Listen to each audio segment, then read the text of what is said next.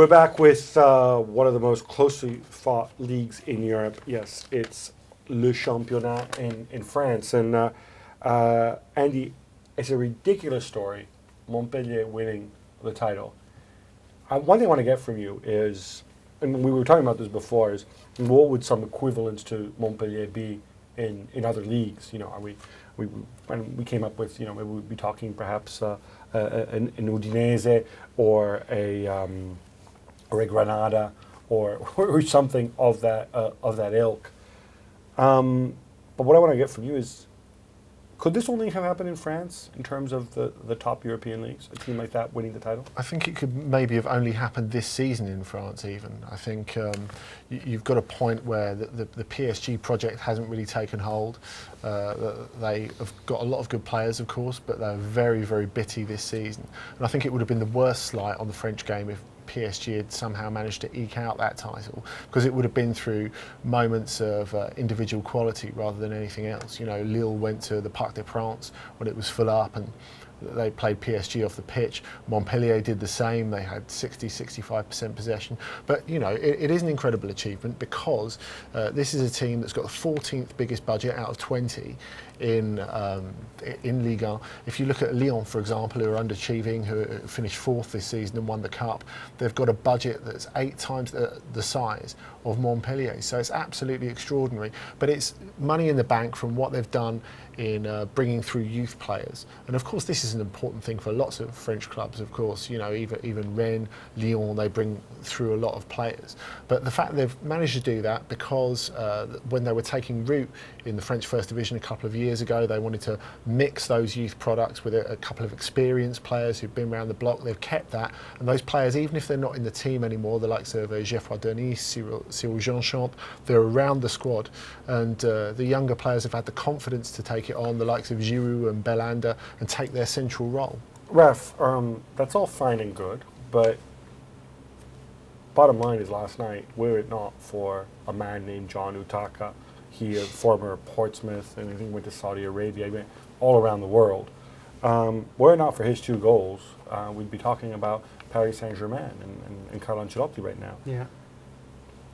Does it say something that this was also the season that, you know, or is it Montpellier being good, or is it clubs like Lyon, like Marseille, like Bordeaux? Because it's easy to pick on Paris Saint-Germain, but at least they came within range of Montpellier. These other clubs stunk it up all season long, and they also have huge budgets relative to Montpellier. Yeah, I agree with you. I mean, all the giants, the big boys, just didn't turn up, and it was still a surprise that one of the smallest actually took advantage, rather than sort of a perhaps slightly more mid-table team. I mean, this is a team, as you know, that were in the 2nd division 3 years ago. So I'm struggling to come up with any analogy that would actually fit. I mean, we might have to say something like Blackpool. I don't know. It's just bizarre. Kaiserslautern did something like that in Germany, I think, many years ago, right? It's true, but they were a genuine title-winning side, which had a very off year, went down, then went up again with the same players and won it. So even that was a bit of a strange story. But I mean, it's just amazing because you can see that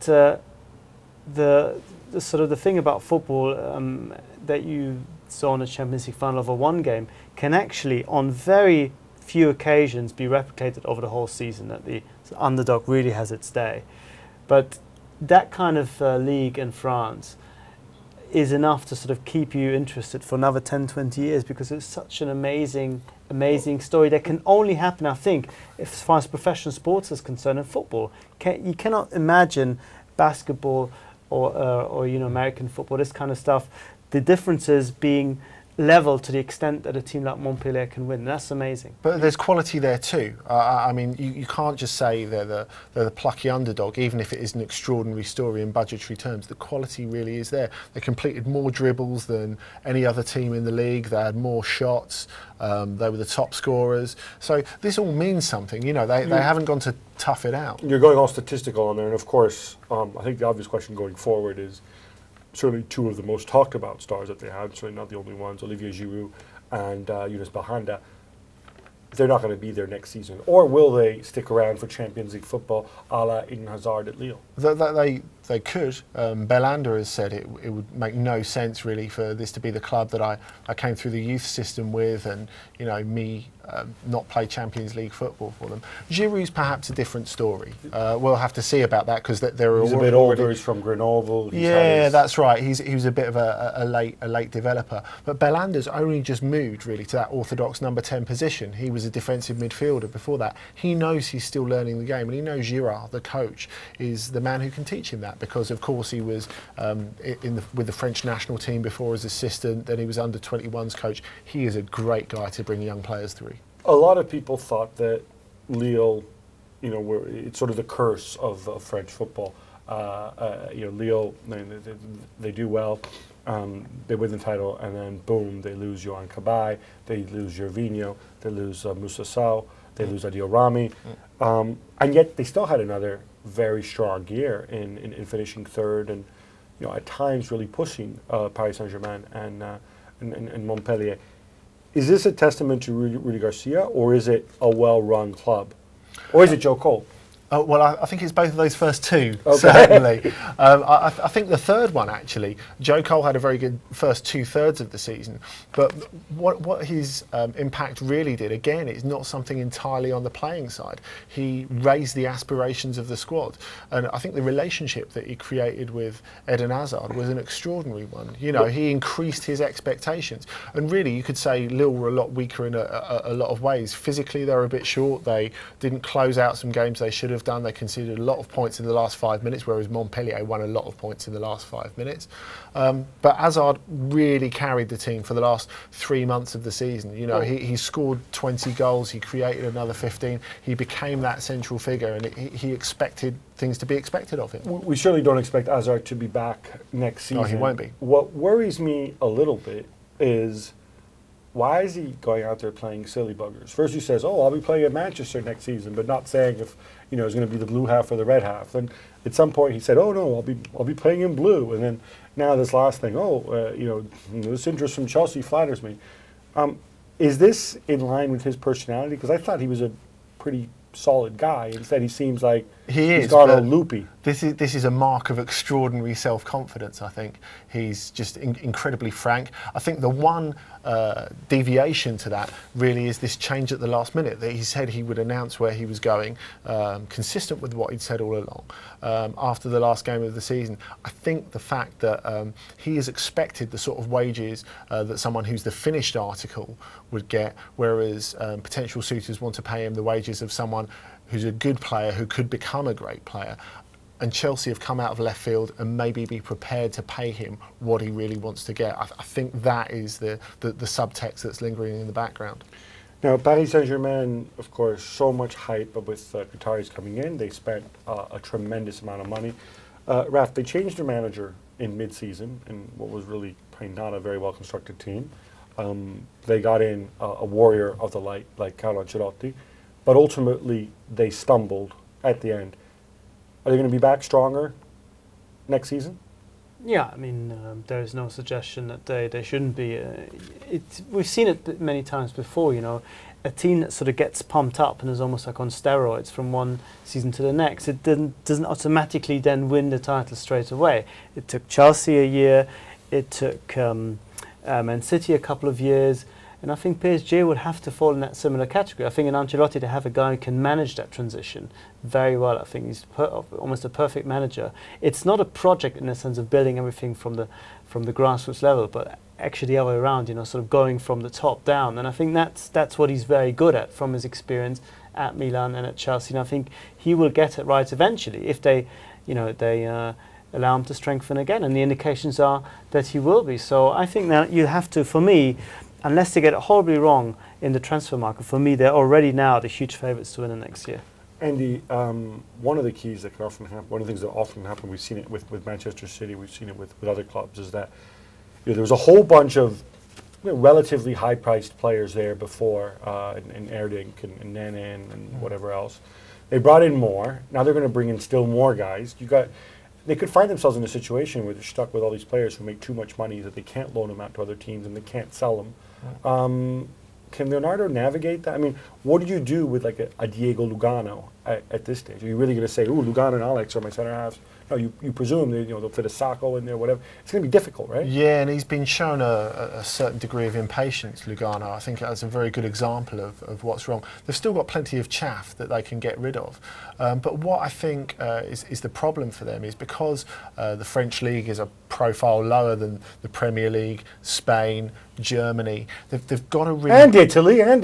Oh, yeah, sorry. Thank you. They've really got to do something quite drastic to convince players that they've got to come in. Like the timing of Ancelotti coming in was all wrong. They should have kept Comboiré towards the end of the season, toughed it out, even if they weren't playing great football. But they need to have great players straight away and big names straight away if they're going to convince other big names to come and be taken seriously. Yeah, I expect Ancelotti would agree with you that he would have much rather come in at the end of the season.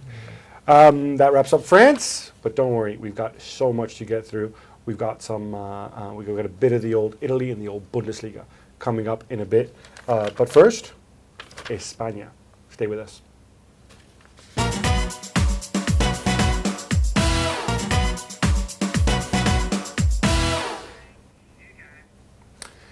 And we're back, and we're going to head over and do a little bit of La Liga. Now, obviously this season, Barcelona and Real Madrid, the head-to-head for me, team number 1 and 1A. But Spain served up a whole variety of interesting storylines, I think, beyond the big two. You guys are with me on that, right? Yeah, definitely. I mean, it was interesting hearing Tim Stannard refer to the race for the Champions League place, the fourth Champions League place is not really a race the other week. It was like a series of bold men fighting over a comb, really. And, you always look at the gap between Real Madrid and Barcelona and the rest, and you say, well, you look at what Athletic did to Manchester United in Europe, and it's not a slight on the quality of the league. But, the points tallies tell you something different. And you wonder if domestically, Real Madrid and Barcelona just broke the spirit of the rest, really. And I think Valencia falling to bits in the last couple of months of the season shows the same thing.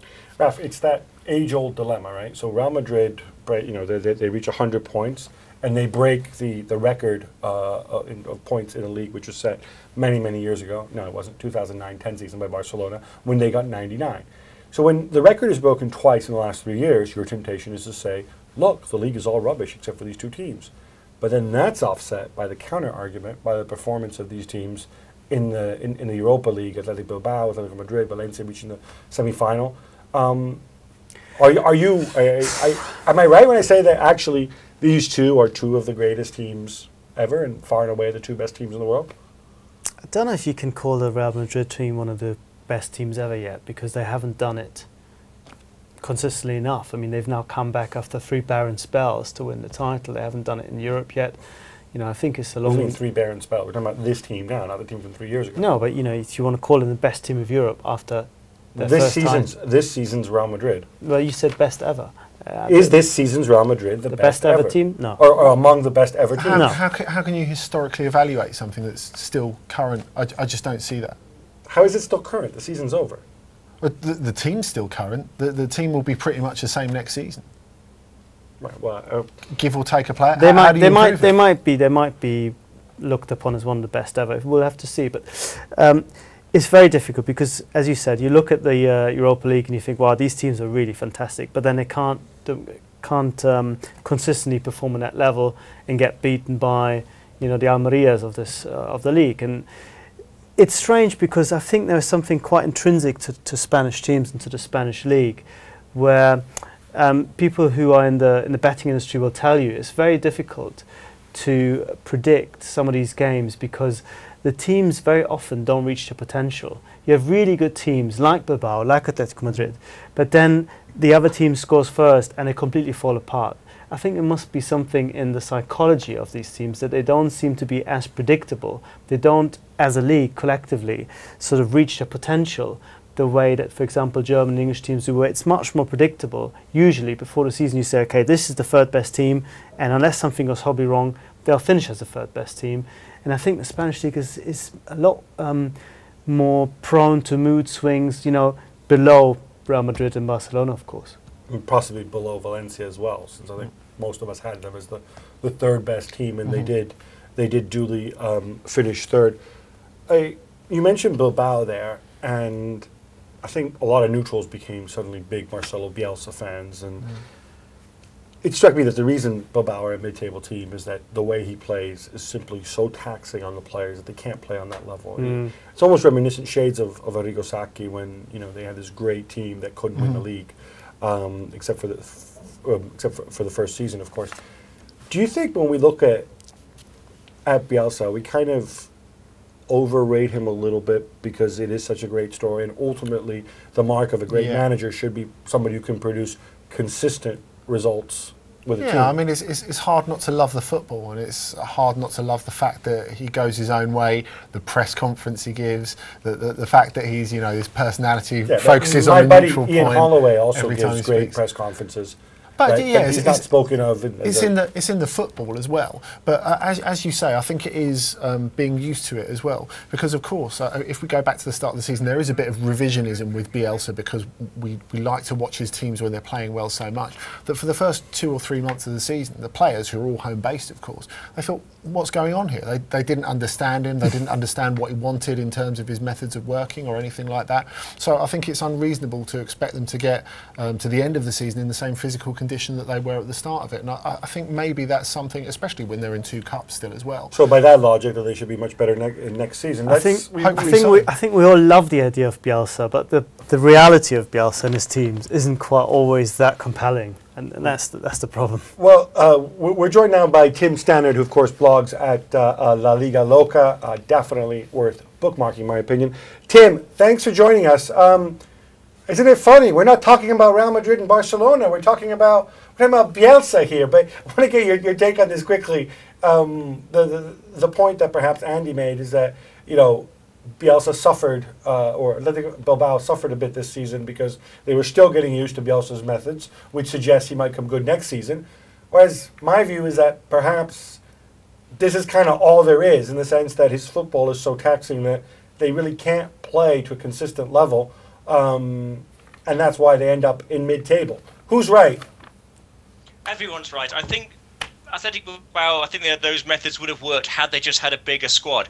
But intrinsically, they can't have a bigger squad because the nature of the club is to pick from a very, very small pool of players. So if you had a very strong 24-man squad, then that would be fine. But their squad is 15, 16. If you look at who comes on as the only other striking alternative, perhaps to Fernando Llorente, is Toquero, and he's a second division rated player, but because he happens to come from the region, he's got an opportunity. He only scored 1 league goal, but he works very, very hard. So I think with more players, then they might have really pushed on to the Champions League, but by the end they were completely drained and very, very little resources. So the methods work, but the Athletic Bilbao system, their philosophy doesn't.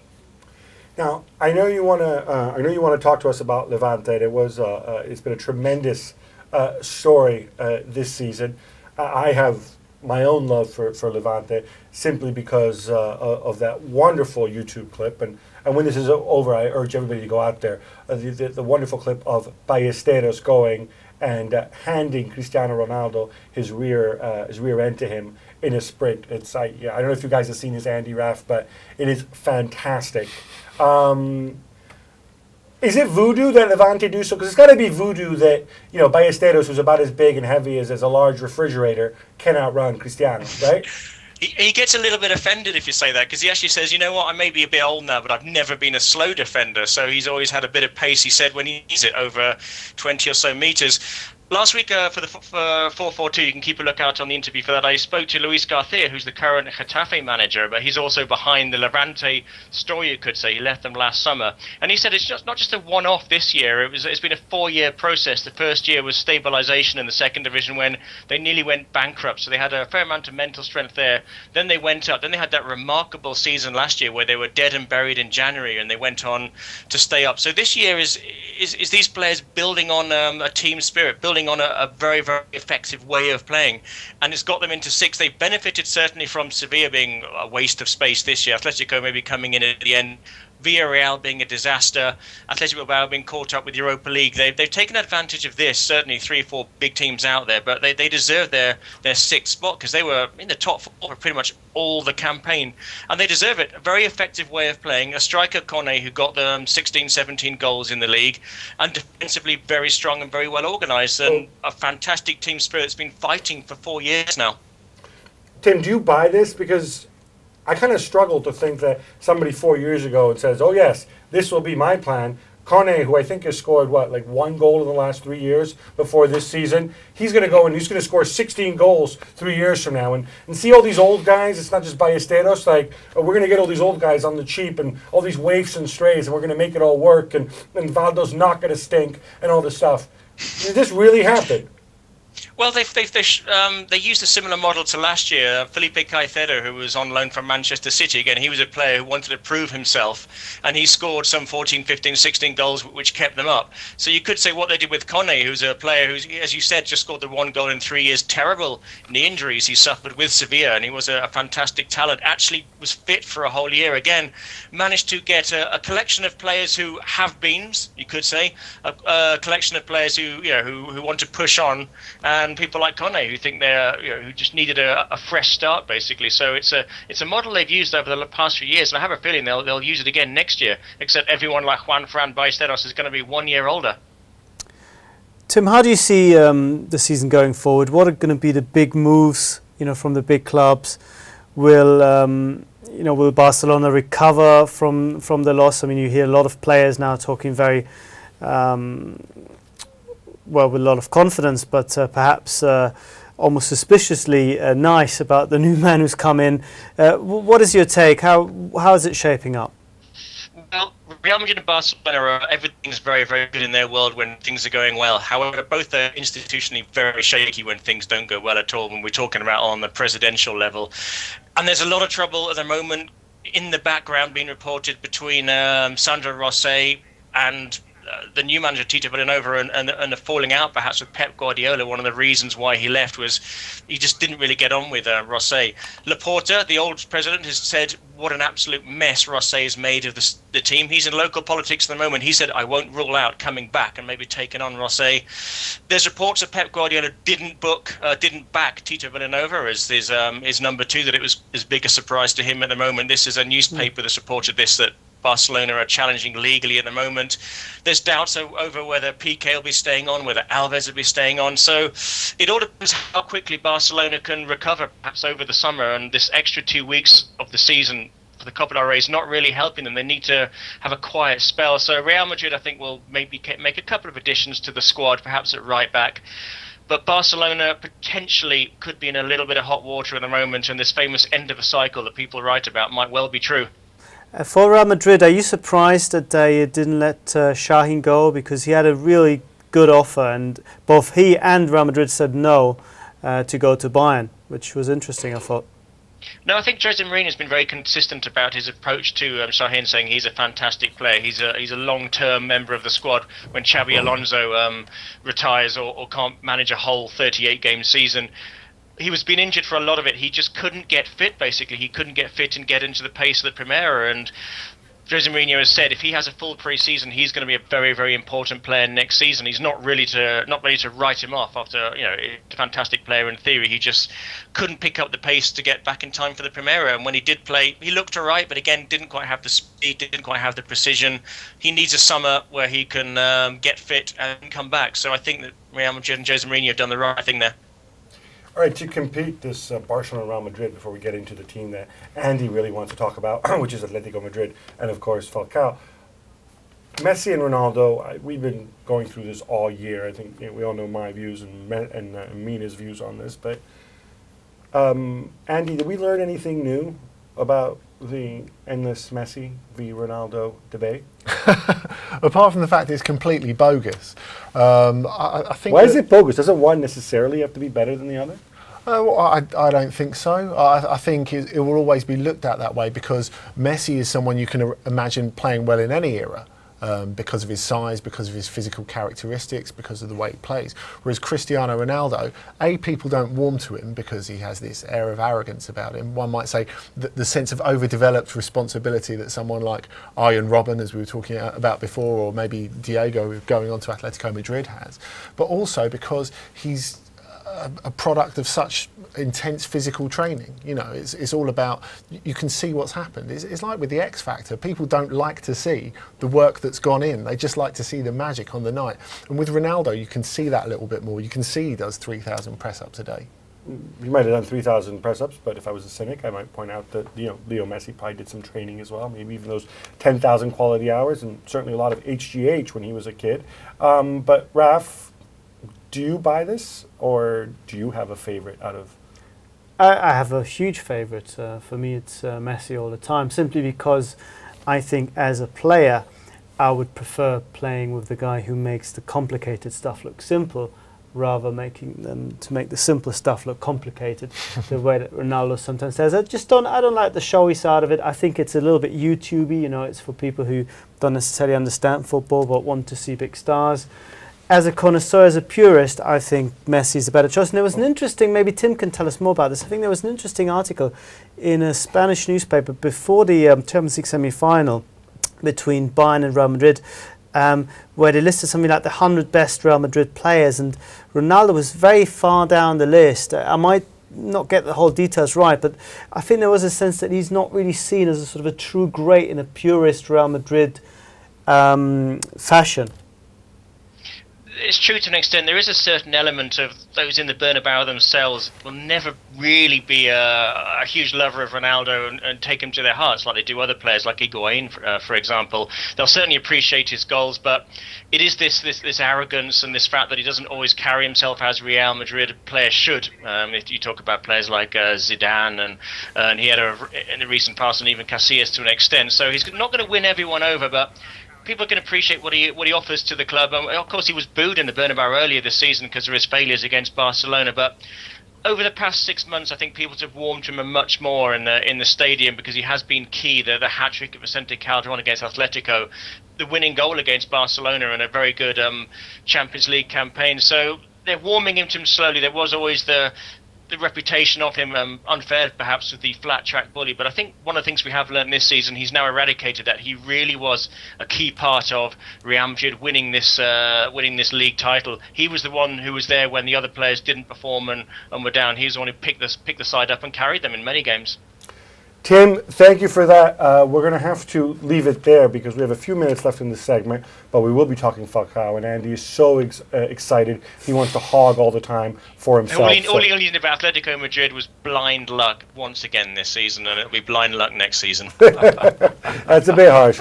But thanks so much, Tim. That's Tim Stannard. You know him as the blogger La Liga Loca.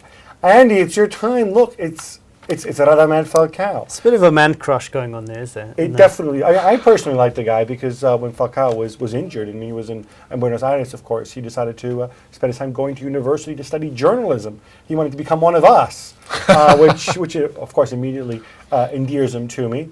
But Andy, does he even enter the Messi Ronaldo conversation, or does he belong in the Mario Gomez, Robin van Persie, Zlatan Ibrahimovic conversation? I'd put him a little between the two. I think because he's really developed something. All the Gooners are going to come and get you if you start saying Falcao's better than Van Persie. You know that's that? Right, we've got locks on the studio, don't worry, it'll be fine. But I think he's really developed his game this season, and it's because he's gone to Atletico, which everyone thought was a ridiculous sideways move. As Tim says, you know, you can expect more of the same with them next season because the club's institutionally wrong, there's no real plan, they're falling into things by having an exceptional new manager bump with Diego Simeone, who employed a defensive strategy with attacking players, so that they hit a happy medium. How did he get like Diego to go and work? It's extraordinary. I think it's because he realised he was on his absolute last chance and he really desperately didn't want to go back to Wolfsburg. But going on to Falcao, the thing is, no one really warmed to him at the beginning because Pinto da Costa, the Porto president, was saying, oh, he's just gone there for the money, he's not gone for trophies.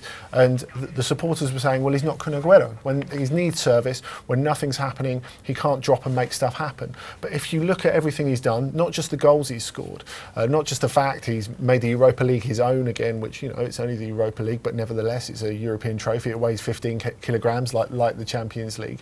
But if you look in the final, he was able to drop deep and make stuff happen when they were defending a lot of the time, which they were as well. So by people expecting him to be Aguero, he got a little closer to being that. Well, yeah, I agree with you. I think we're talking about a phenomenally gifted striker, and really a guy who's shown he's a complete striker.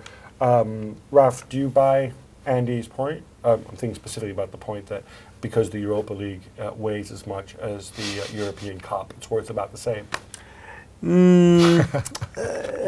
I have a dishwasher at home that probably weighs far more than your Europa League, Andy. We'll be back in a little while, and we'll be talking some Italy. And guys, Mina will be back.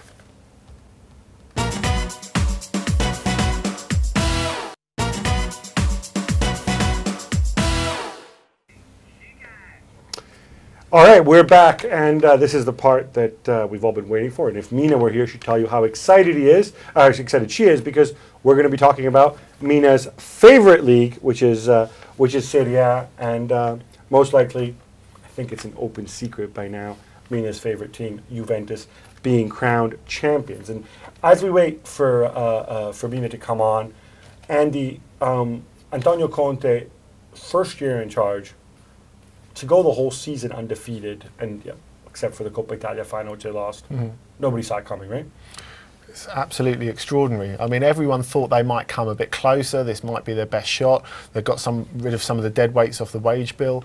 But nevertheless, I think even without them having any European involvement to give them a clear run at Serie A, everyone assumed the squad would be a little small. But, he's engendered a spirit. He had great tactical adaptability to switch between 3 and 4 at the back. So you really have to applaud him. Thank you, Andy. And we're lucky. Essentially, about those dead weights. And to be fair, he had to wait until January to get rid of former Bayern striker Luca Toni and Vincenzo Quinta, who once scored against the Germans, and Amauri, who likes to eat bratwurst. But Mina, you're with us. Juventus. Hey, how are you? Hello. It's time. It's time to gush. Who are you proudest of on this Juve team? What was I proudest of? Who are you proudest of? Who was I proudest of? The coach, obviously. It was because of him that we got anywhere. But I was rather devastated. By the way, you've so outed me as a Juventus fan to everyone. It was some sort of a secret before. Anyway, I just want to mention quickly about yesterday. I was really disappointed with the performance. I think that, although I want to say something, when they're talking about the fact that he was arrogant with the starting lineup, this thing just really irritated me, because I thought that he put down the team that he thought could get something, I mean, he had to face a Vidal and Honigstein that were already sort of injured, and who else best to play against Piero than a revived Borriello, who seems to really want to go for it, and I thought it was a good choice. I would have probably also played Borriello if I had the chance. Estigarribia has made a lot of starting appearances for the Coppa Italia, so I don't know why everyone was Mina, upset with that. Disappointed. Napoli will have the winners. Mina, for those who don't know, if you didn't mention it, is that Juventus, of course, lost in the Coppa Italia final to Napoli. Napoli winning their first title in a quarter of a century. But this was supposed to be your opportunity to gush and tell us how great Juve were, not to go out and defend Conte after an uncharacteristic defeat, and one which I think, frankly, few people really care about, because he's already achieved the incredible this season, going 38 games undefeated. We've praised Conte to high heaven. I want to ask you, what are the other keys? What's more? I mean, is it Pirlo? Is it Vidal? Is it the defenders?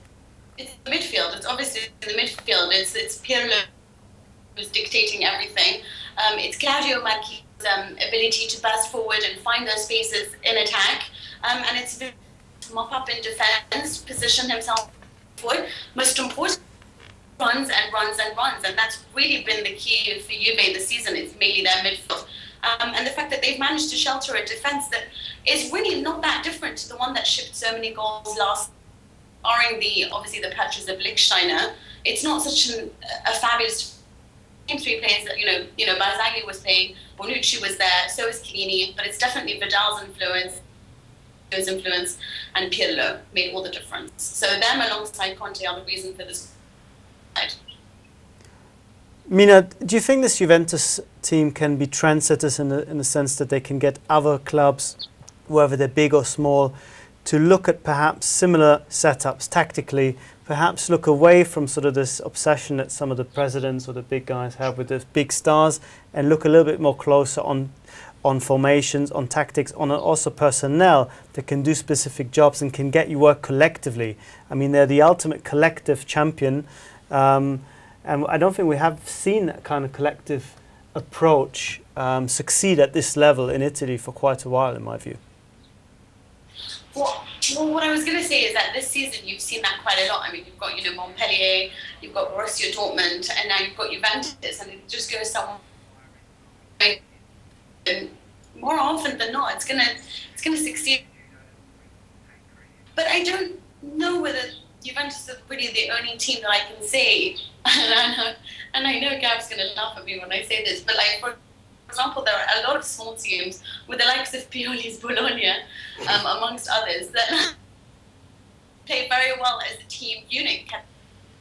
For one, they may not have the individual talent that Milan has, but I don't think Italy is generally a league, or so many in Serie A are based on just specific talent. It's trying to get the team. If you look at Cesena, they had specific talent. They were relegated. They were, Mina, I think we've lost you there, Mina. But Mina, we have to say goodbye there. Your line's breaking up. But I think the main message here, Raf, is that you're wrong and Mina's right. And if anything, talking about teams with big stars where they all play like individuals, maybe you should look at Bayern Munich above all. Sorry, that was just a cheap, needless dig. But it is remarkable what Juventus have achieved this year. But Andy, I still get the sense that had Milan found a Guara team that I think is based on big individuals, actually, to support Rafi's point, I still feel that had they managed to keep their guys fit, they would have won the title. Perhaps. I think the one thing we haven't mentioned about Juventus, which I think is a key thing, is the stadium. Of course, they're going to have the Europa League final there in 2014, and the atmosphere that created. A lot of people. It's funny because a lot of people don't like the stadium. It's kind of really well. It's interesting because, all right, it's so sanitized. It's like being in the Premier League, right? And they pumped it. They got the DJ and everything. When a lot of people said the new stadiums, they said we should build new stadiums like they do, like the ones in Germany, which are nice and they're cool and they're loud and everything. But you don't feel like you're going to Disneyland with the plastic flags and everything and so on that you get in a lot of like you might get at the Emirates or Stamford Bridge at a lot of the Premier League grounds. And I think the next Italian team to build a stadium, should that ever happen, I think they will be looking more at the German model. It was a sense that it really wasn't so much of a fortress or an intimidating place, more like a big plastic thing. But is the idea not that it's a complete reaction to the Delle Alpi, which of course had really poor sight lines, was miles away from the pitch, created that disconnect between... better than the Delle Alpi. But I think also Andy makes a good point. Away from the actual architecture, I think what Juventus have done really well this season is to sort of create the family vibe, as it were. And that's what people don't like. No, but people prefer the way they did it in Germany. No, but I'm not talking about actual children sitting there. I'm saying they managed to have close links between the club, the players, and the fans. I think they were much more of a unit, and they fostered that kind of togetherness. And the team played in a way that people could buy into, and you didn't have this kind of audience actor kind of relationship that you sometimes get with the bigger clubs. People they want the big names, they want them to perform, and if they don't perform, they get really, really upset. This was more of a we're all in this together kind of thing, and whether it was real or not almost didn't matter, because the perception, I think, already had an impact. I think that's a great point, and that's one of the things that Juve did exceptionally well this season. It was a season where we can talk about whether Juve are back, but further down the table there were some other interesting moves. Roma, I thought, embarked on this fascinating experiment, bringing back Franco Baldini, the bold move of Luis Enrique, bringing in a whole bunch of players trying to completely radically change. Always destined to fail or not? Well, Luis Enrique is gone, but I think he already achieved something incredible, which is that he kept the city on side, and he kept the fan base on side right up until April. As recently as that Fiorentina game when the ultras put up that huge banner a real man in a world of phonies, which I think is so true when it comes to football managers. Adelante Luis. I thought that was special. Now, obviously, it hasn't worked out, but Andy, where do you go next? Do you find another? That's a good question, isn't it? Because you've started with this project. You really want there to be some sort of continuity, but who can you get to come in? Guardiola? It's really difficult, isn't it? AVB? Exactly, because he's just in that situation that he's already failed at a complete reconstruction job. So I find it really unusual that all the jobs he's being linked to are major reconstruction jobs. Well, what's interesting about Luis Enrique, though, is people saw he's going to be a Guardiola type, and he certainly was, given that he too stressed and walked out at the end of the season, because obviously managing in big bad Serie is a bit too tough for him. But now we're joined by the Tank, Tancredi Palmieri's with us. That is not his house in the background that you see, although I believe his residence looks a lot like that with all the shirts and scarves. Tank, let's talk about Inter, the other huge messed up basket case in Italian football. An incredible season, 3 different managers. They appointed the wrong one at the beginning. I thought they might have had the right one in Ranieri for a while. Then they said, all right, forget this, let's go with Strama. Where are they left? Is this club going to make the serious decisions it needs to make this summer, which is sell all these old, highly paid veterans and let's do things properly this time? Or is it going to be more of the same? Buongiorno ragazzi. Well, first of all, I see that you survived to the like of tears that probably Rafa brought over from Munich.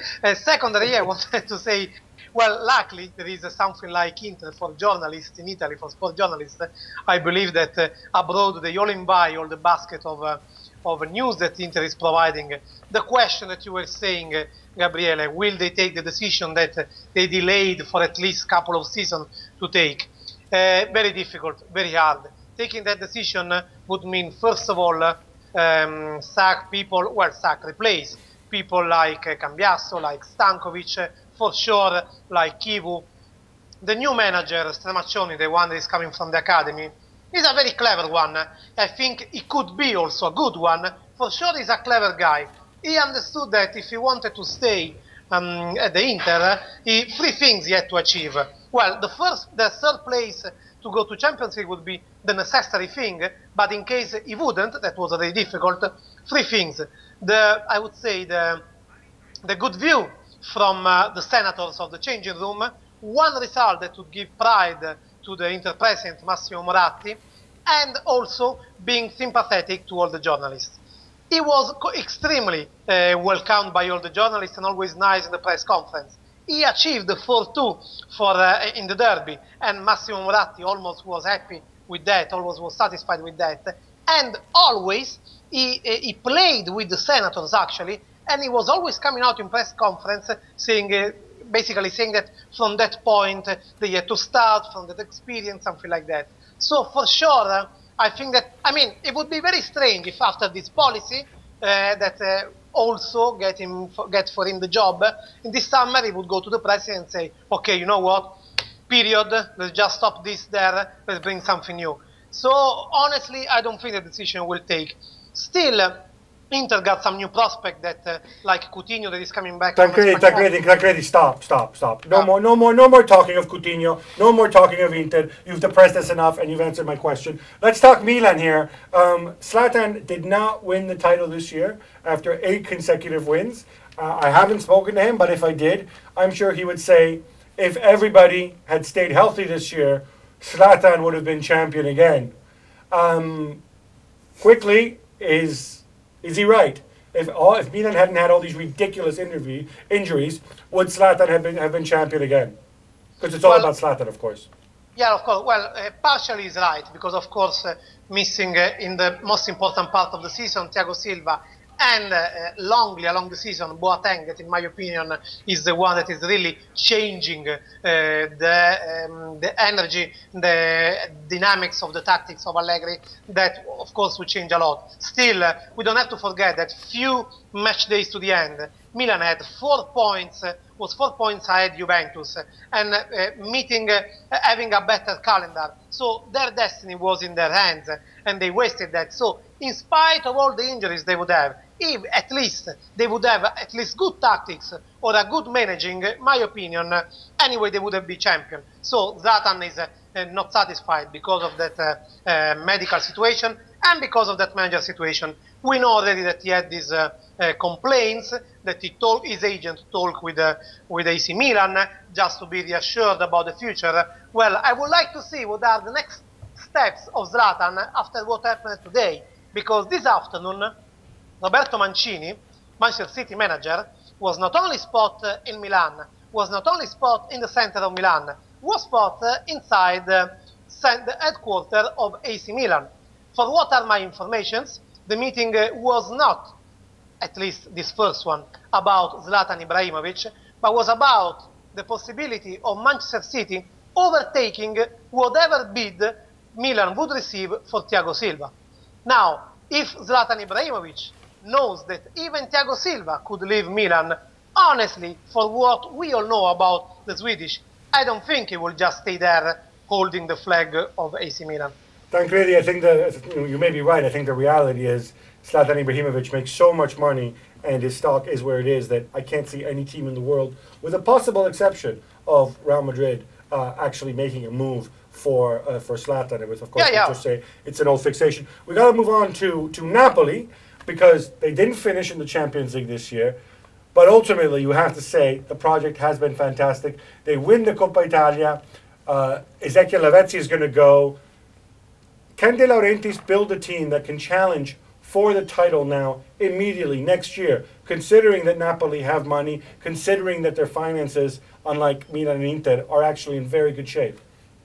Well, there is something to correct in this, Gab. The thing is that, yes, they could have the finance like that. Yes, De Laurentiis got money. But the thing is that he's not spending that. There was this huge research, alternative research, over the last years of the properties in Serie A, of the owners in Serie A.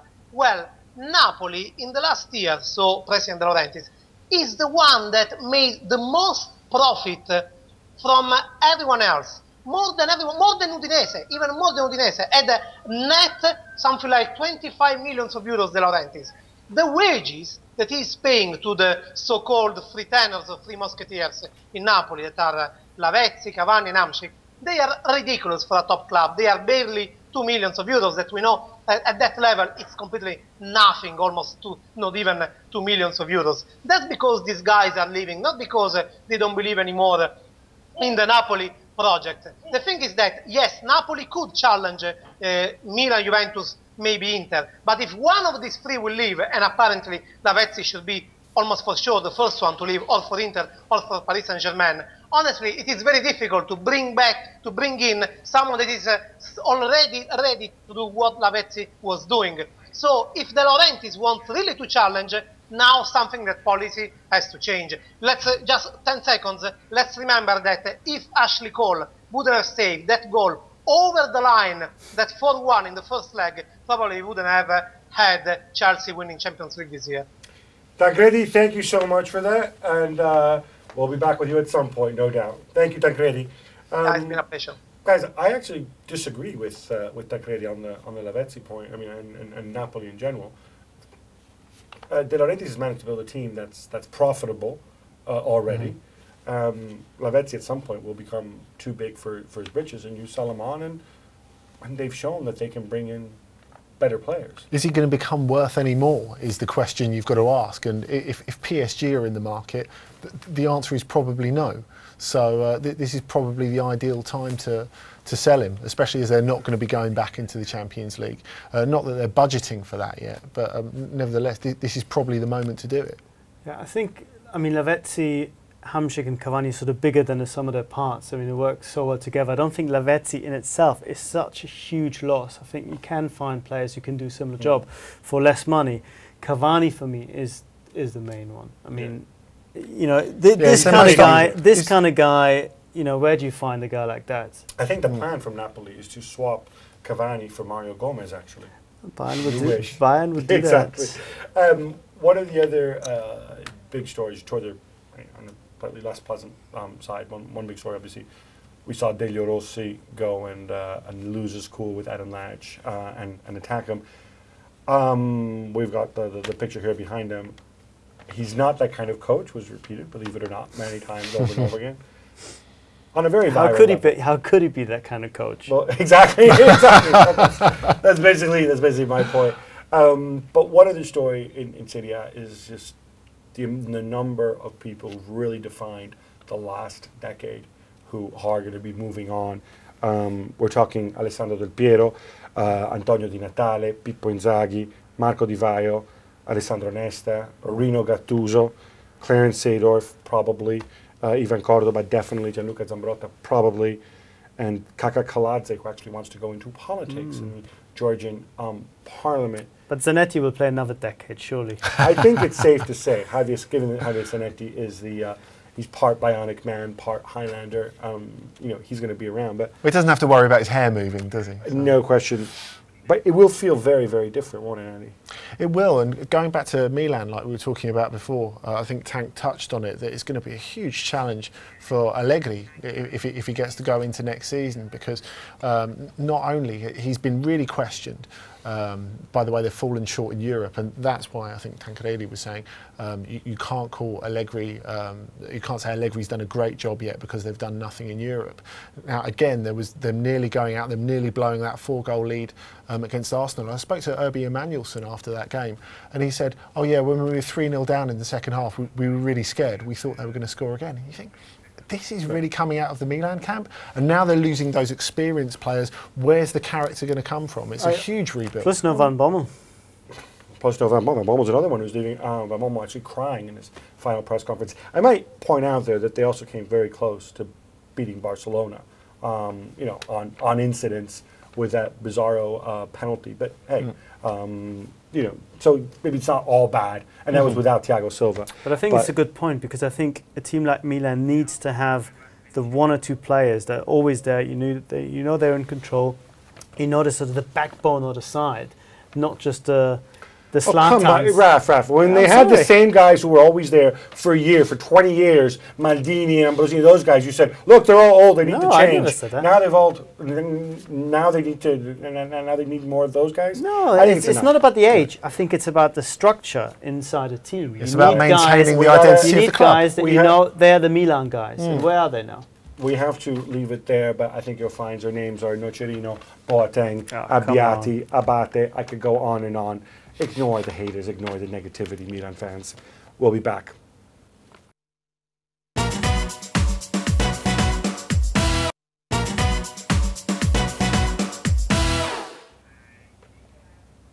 Von Italien nach Deutschland, which is from Italy Serie A to the Bundesliga. Gentlemen, in the last few years, it's become fashionable among us Euro snobs to talk about how fantastic the Bundesliga is because of the goals and the excitement and the great stadiums and the low beer prices, low ticket prices, and also the fact that, Andy, the big juggernaut that's wealthier than everybody else and hoovers up all the best players doesn't actually win. But still, same champion 2 years in a row now, so it's all over. Yeah, but they're the likeable champions, Borussia Dortmund, yeah? That's right, they certainly are. I guess there's so much in the image of Jurgen Klopp, who seems to be linked with every job going, but why would he want to go anywhere? He's got it so good there. He's got a good group of players, a group of players who can further develop. He's keeping hold of Götze. He's going to get Royce, and that was the thing really about the cup final. It was pre-Royce. It was without Götze, and it's sort of a battle between them and Bayern that could run and run and run. Raf, as far as I can tell, all the Borussia Dortmund players who matter, and that list doesn't include Lucas Barrios, who of course kind of disappeared this season. I think he only scored 1 league goal and is now hanging out in China with Marcello Lippi. But all the guys who matter, with the exception of Shinji Kagawa, they got them all to extend their contracts and pretty much pledge their futures to the club. I think that's absolute genius work from the director of football, who I'm assuming this was Michael Zorc working with Klopp, who did it. Are you surprised that? Or do these guys have just bad, foolish agents? Have they really bought into Klopp? Do they not want to be millionaires and increase their wages? No, I mean, there's 3 things happening. One, Zorc is doing a fantastic job, and together with Klopp, they're selling this project, and they keep reselling this project. And of course, the players see that this is actually this is happening. We've won the championship. Now we've won a double. Who knows what we'll do next year? The second thing is, of course, that they spend the money that's coming in sort of behind the scenes. It's an inward investment going on, invisible kind of strengthening of the squad by upping the wages, keeping everyone happy. The third thing is, and here's where it gets a little bit more complicated, the German players buy into this, but not all of the foreigners do. And the summer is not over. I mean, somebody like Lewandowski could be getting a little itchy. Somebody like Lewandowski has been really flirting with a lot of people. His agent has been saying, Man United is quite interesting, and maybe even Bayern might be a club for us. He's only got 1 year left.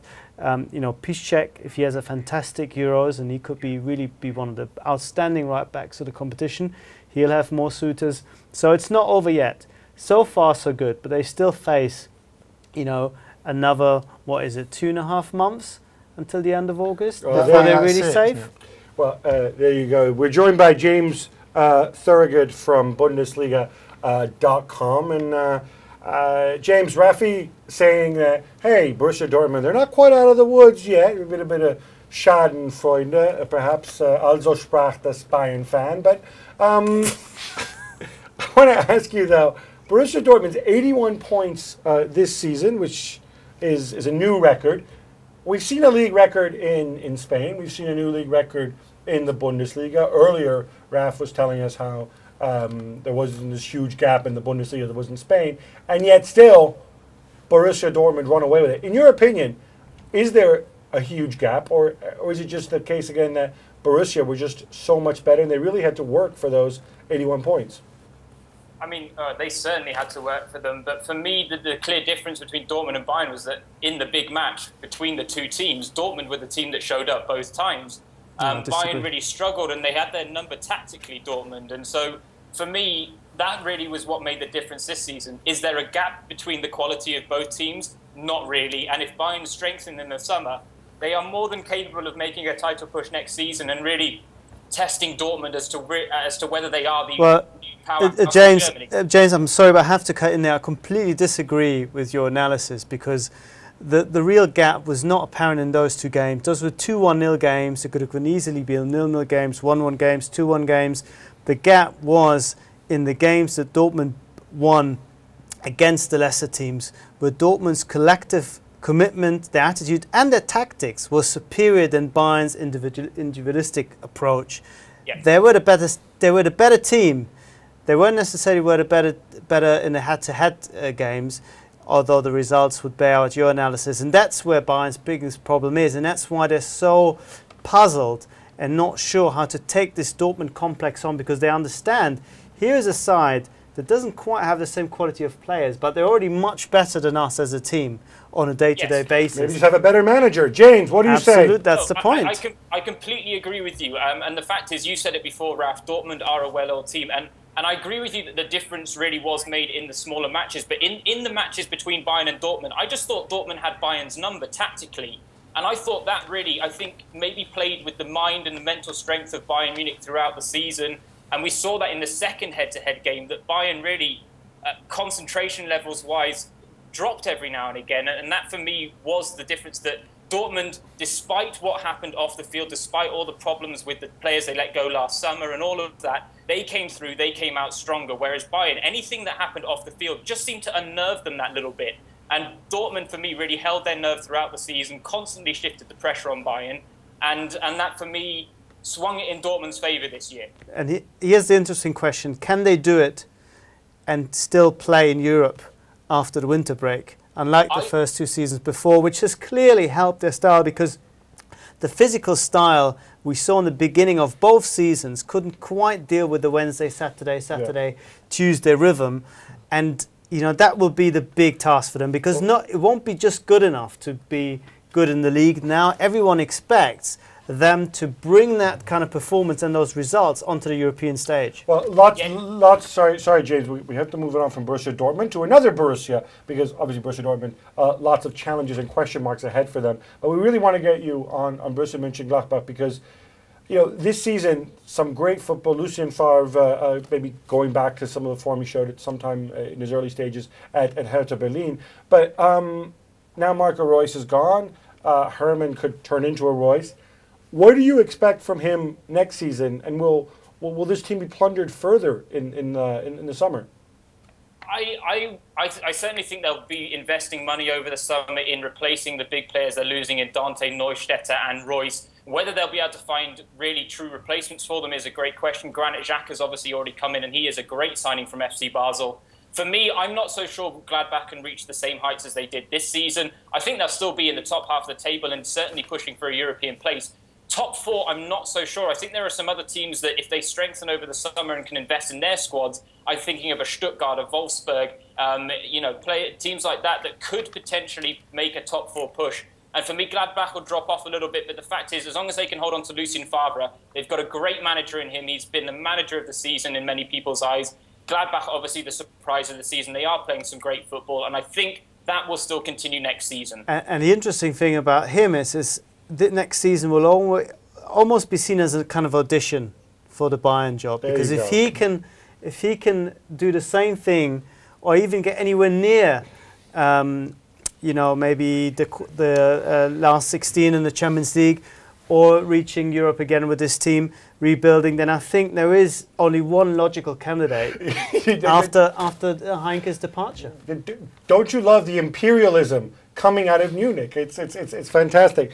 James, got to get you on a guy who I wasn't his biggest fan as a player, but he's proven me wrong again. Klaas-Jan Huntelaar banged in a lot of goals this year. Settle something for me. Is he the kind of guy who needs a lot of service to score his goals, a bit like perhaps Mario Gomez? Or is he a legitimately great center forward, maybe not as much of an all-rounder as his countryman Robin van Persie, but more in that mold?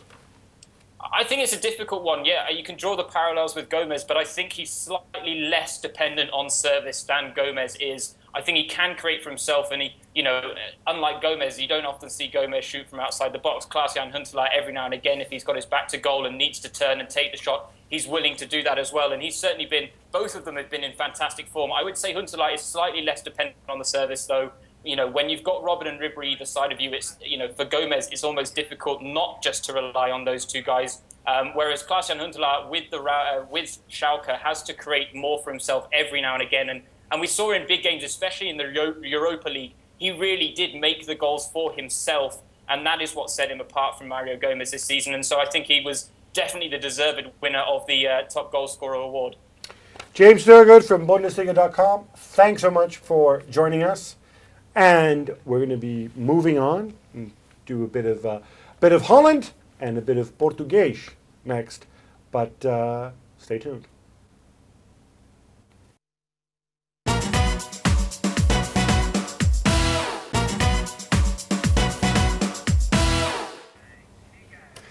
And we're back. We're going to be talking some Portugal and some Eredivisie. Still with me, Andy, Brassell, and of course, Raphael Honigstein. Let's start with Portugal, and in a minute we're going to get Tom Kundert from Portugal.net. But Andy, I have a question here, okay? So, riddle me this. Andre Villas-Boas leaves Porto, and they still win the title. His old club, Académica, which couldn't win anything with him, go and win the league sort of 12 months after, or I guess, win the cup, actually, some 2 years after he leaves. And, of course, he gets kicked out of Chelsea, and Chelsea win the Champions League and the FA Cup. Is there some broader message there where it's good to have, oh, and I might add, when he was at Inter Milan, of course, and then he leaves and Inter win the Champions League. So should somebody then just sign Villas-Boas even just for a few months and then send him on his way? It's obviously Roma's plan. It has nothing to do with continuity. Perhaps it'll even work for Liverpool. But I think if you look at what's happened with Porto this season, it's about more than just the results. They've a stronger squad than won the league and the Europa League under Villas-Boas, but they've not really played with any certainty. They've not exuded the same sort of certainty, and Benfica really, really let it slip. So, I mean, it's really a thought of what might happen with Barcelona, because, of course, Vitor Pereira, who is the head coach of Porto now, he's very much the Villanova figure, the ideas man, but he never had the same authority, the same rhetoric, the same ability to inspire, and Porto nearly suffered for it. Let's see. Let's get Tom's take on it. Tom, you heard what what Andy said there. Is that are you on board with that? And also, what does it say about Portugal, though, that we had, for much of the season, we had such a tight three-way race with Benfica, of course, who perhaps underachieved, and also Braga, who once again punched well above their weight. Yeah. Well, I think that's possibly the story of the season, really. Braga kind of firmly established himself as the fourth top club in Portugal, who really are in the running for the title. But I'd agree with Andy there. I mean, Porto, you look at their squad at the start of the season and you think really they're going to run away with it. And if they'd played up to their potential, they should have really, because Benfica never really got it together. They had a good run in the middle of the season, but let it slip very badly at the end. I'd say they're probably at about the same level as last season. But Porto, although they won the league, ended up winning it with a 6-point gap. There's no doubt about it. They weren't in the same class as the Porto of last season. What's the Braga secret to go and be able to do this time and again? Is it all down to the president, whose name escapes me, but I'm sure you'll remind me? Yeah, Antonio Salvador. Yeah, yes. I think that's about it. Yeah, I mean, since he's taken over, what does he do that makes this possible? Picks the right transfer targets, picks the right coaches. Although he's not averse to sacking them if they're not to his liking. People tend to forget in the last 7 or 8 years they've had about 5 or 6 coaches, and most of them have been very successful. There've also been 1 or 2 who haven't lasted very long there. He just seems to have a good football brain. He's got an eye for a bargain. He really picks up the best of kind of, you could say, Porto rejects or Benfica rejects. Maybe that's a bit harsh saying rejects. Players who haven't really quite come off at those clubs. He picks them up. He also picks up the odd bargain from Brazil.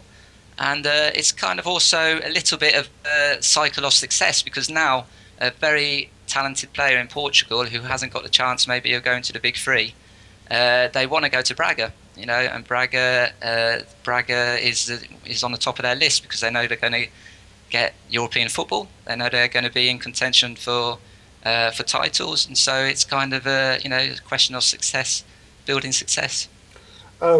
The other sort of traditional member of Portugal's big three, Sporting, had I think another disappointment season. It's fair to say, despite the reemergence of one Rick van Wolfswinkel. But is this team? Can they ever get it right? What do they need to do? And at least unlike the other two, at least they play some Portuguese players once in a while. It should be said. Well, they used to, and then they went and bought 18 players last summer. Not one of them was Portuguese. So there was a change in strategy from that point of view. But it was interesting because as the season went on, some of them were successful, like you mentioned, Wolfswinkel there, also Steinschars, very good buy, Capel, also he impressed on occasion. But throughout the season, a lot of the Portuguese players kind of re-emerged, and at the end of the season there was 4 or 5 playing regularly. And also they swapped their manager in mid-season, got rid of Domingos Paciencia, brought in Sao Pinto, who's like a sporting icon, and he seems to be a bit more willing to give the Portuguese players a chance. And so, but I think even that kind of shows you what the problem is at Sporting. They've got no defined strategy, and their boardroom is just pretty much in complete chaos for as long as I can remember. Absolutely no continuity.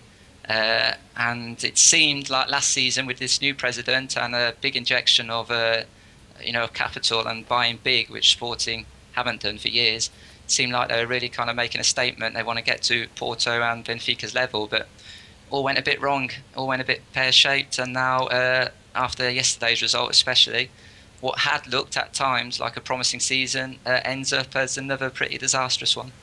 Tom Cutner, thank you so much. We're going to have to leave it there, but do keep up with Tom. You can read him at portugal.net. Anyway, moving on to Holland in a minute, but just one last thing. Holland produce and export a tremendous amount of footballers, but if you go in the Dutch league, they have a lot of homegrown players. There are a lot of Dutch players.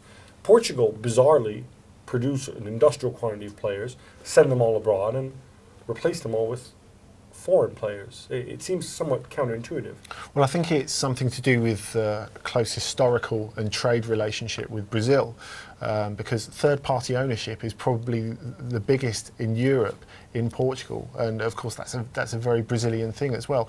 And everyone looks at Porto to what to do, and that's the thing that they've done. They've gone and plundered the South American market, and if you go every summer and buy 8, 10 South American players, maybe 5 or 6 of them don't make it, 1 or 2 will give you good value, and 1 you'll be able to build into an Anderson and sell on and cover your costs for the next couple of years. Or Falcao, indeed. For example.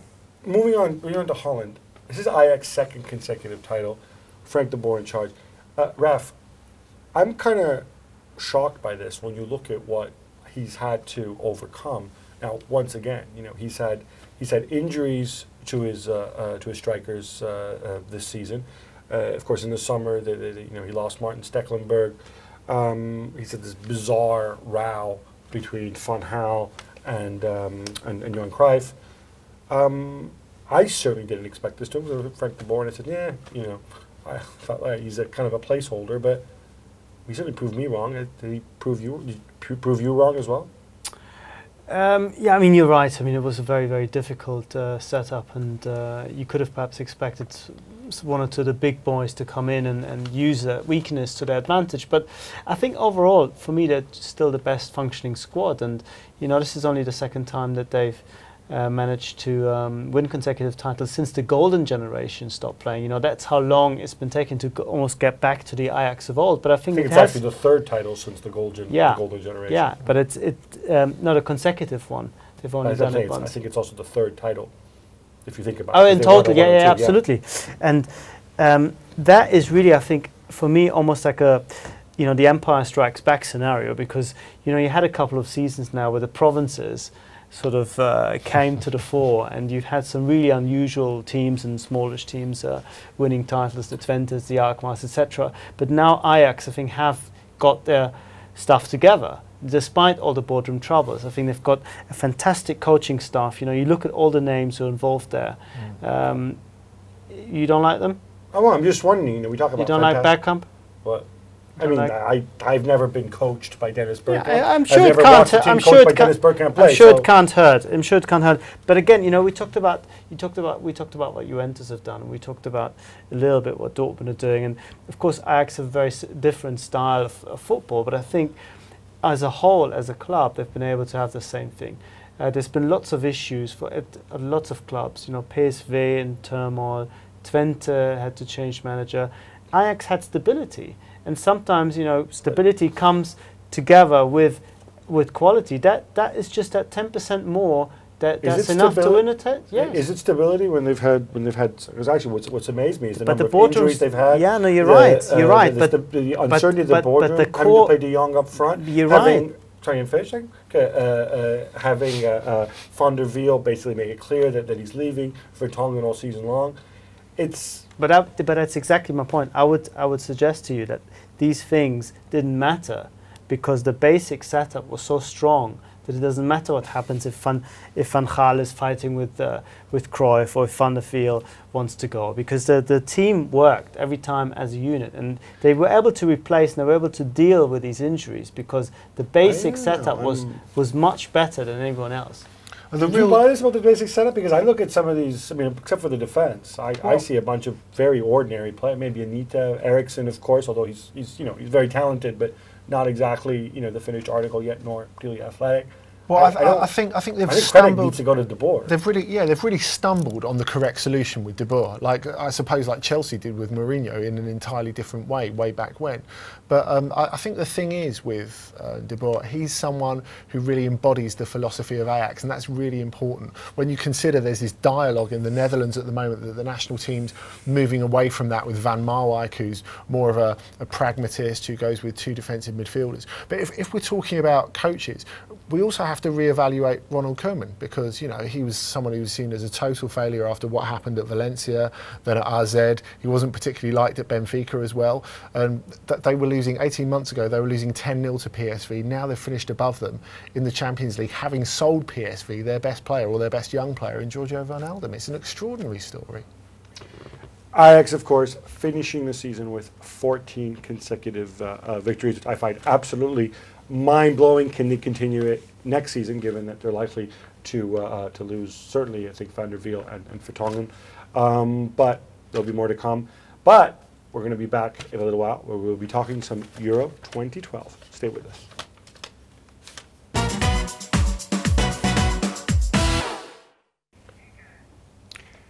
We're back. Thanks for sticking with us. It's the final segment of our show where, after having looked back, we'll be doing some looking forward.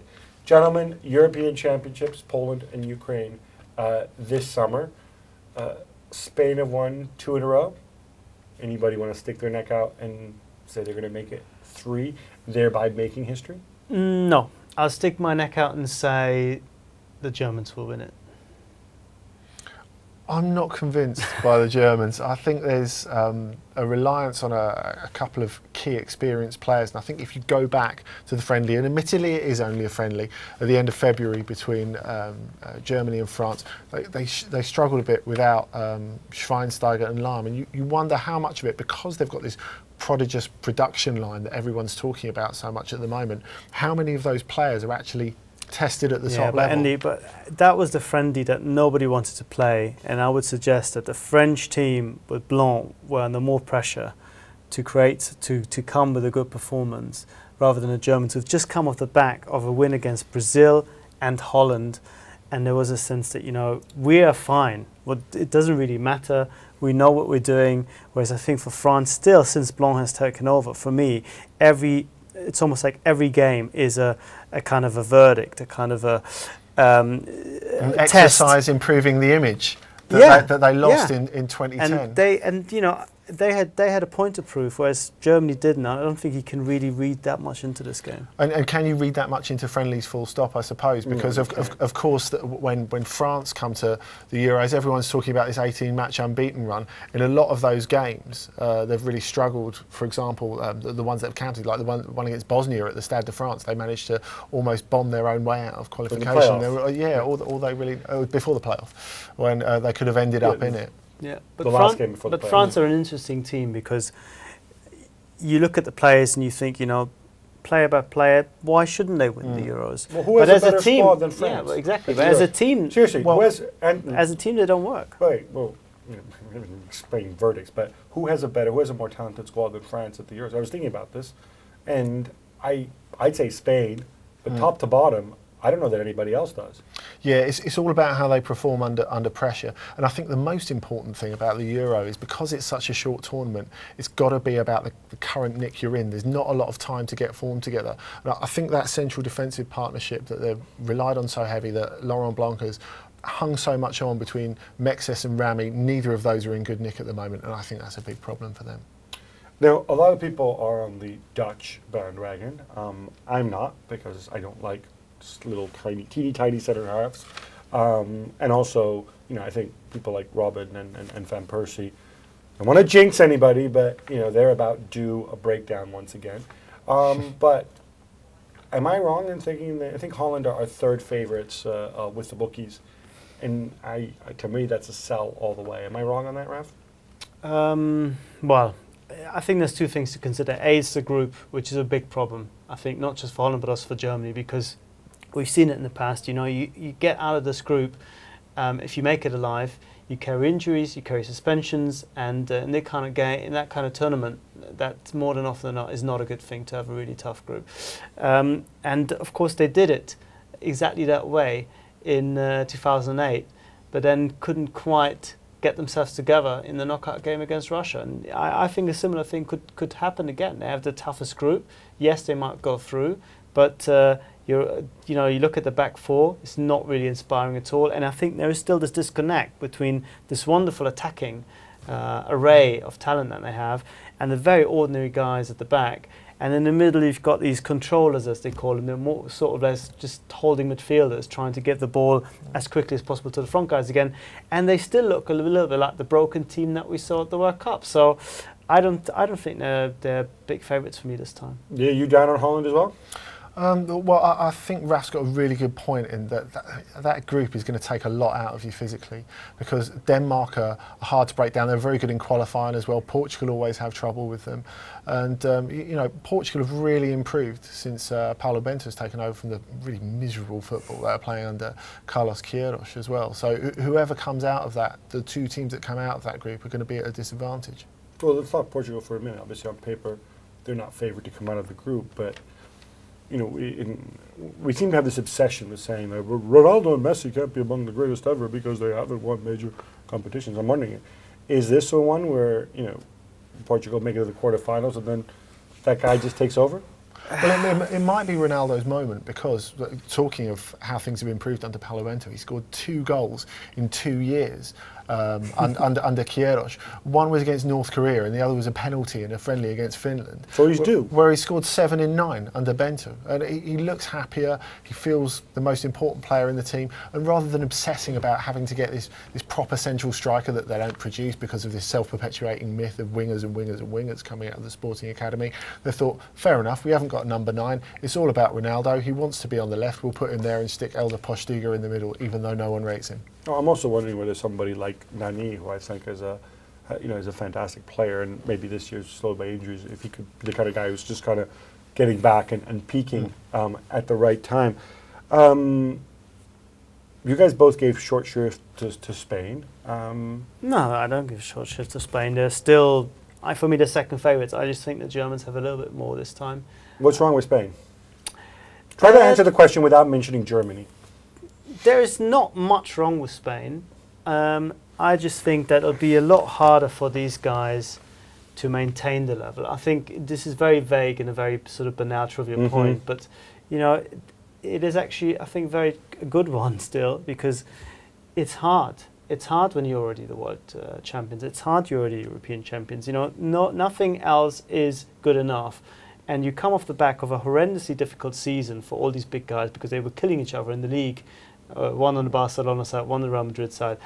And I just don't think they'll have quite the same intensity, that hunger that you saw. You could argue that the World Cup winning Spain side were already the lesser relatives to the Euro 2008 side. And I don't think you see a progression, a trajectory of a team getting stronger and stronger. I see a team that have peaked in 2008 and getting weaker at a level that's still obviously high above everyone else, but they're going slightly down. Germans are still going slightly up. I just think that they might meet at a point where the Germans might just have a little bit more. I knew he was going to go back to Germany. Andy, what concerns me a bit perhaps about Spain is actually this time around really is central defence, with definitely Puyol out, Piqué having a poor season, Javi Martinez. It looks like he might start there, but you're talking about a guy who's very young, who's a holding midfielder out of position at the back, or indeed Sergio Ramos in central defence, which also is an accident waiting to happen. Yeah. Well, I mean, Mourinho would disagree with you, but it did work out quite well for him. Look, the strikers apart from Llorente don't look that exciting either. I mean, there has to be a question over whether Torres will be in the squad. Soldado doesn't excite you? If he goes? No, he doesn't excite Pedro me. doesn't go? No. No, so you're more excited by, of course, Podolski, Mike Hanke, and Stefan Kiesling. But sorry, that was a cheap shot. Let's not go there. Mike Hanke? No. Was nominated. Didn't make it this time around. So sorry for him. Let's look at some of the other teams. You haven't mentioned we've mentioned Italy yet, where Cesare Prandelli has gone in a completely opposite direction. In the past, I'm a bit wary because I feel like it's like, oh, we're going to play like Barcelona and pass the ball around, do the tiki-taka, and like he's kind of doing it just as it's sort of going out of fashion, although by the same token, it is playing to Italy's strengths perhaps, because they're outstanding midfielders, whereas perhaps in the past there were outstanding strikers. Yeah, and of course you get the impression that Prandelli's got a bit more liberty to experiment. There's a lot more goodwill at home behind him. So, there's the feeling that they're building something, that he's trying to revolutionise something. And I don't think people are going to jump on his back if they encounter a few difficulties at the Euro, and I think that's a very, very open group as well. We talked about the difficulties that Spain might have, and Croatia have got a lot of quality in their squad, and the fact that it's Slaven Bilic's last hurrah as well, and who knows what happens when Italy play Ireland. Trapattoni's Italy. It's a tough game for Italy, I think that. How come? Can you elaborate on that? Or? I just think you have this whole psychology with Trapp being there, and he'll be set up the team that will be against Italy rather than almost for the Irish, and I think he does that very well. And I still worry about. I mean, you said Italy have outstanding midfielders, and I agree with you, but I still always worry, and I think this has been a theme over the last maybe 15 years, about the creative spark. Where does it really come from? You have this wonderful quality in Piero, but he's very, very deep, and I think breaking down teams will be difficult for you. It's your opinion. You're entitled to it. I, for one, am totally on board with Cesare Prandelli, and it's about time that Italy go back and win another major championship, because it's been all of 6 years on this one. My guests today, Andy Brassell, Raphael Honigstein. We took you all over Europe with us. We did our best to sum up what's been, in my opinion, another fantastic season from Real Madrid winning La Liga, setting a new record. Borussia Dortmund. We just kind of get a reminder once again. Montpellier in France, of course, Lilliputian team. Juventus going undefeated the season long. I think we get reminded once again how privileged we are to be able to talk to you guys about this wonderful sport we call football. We'll be back hopefully next season. Take care.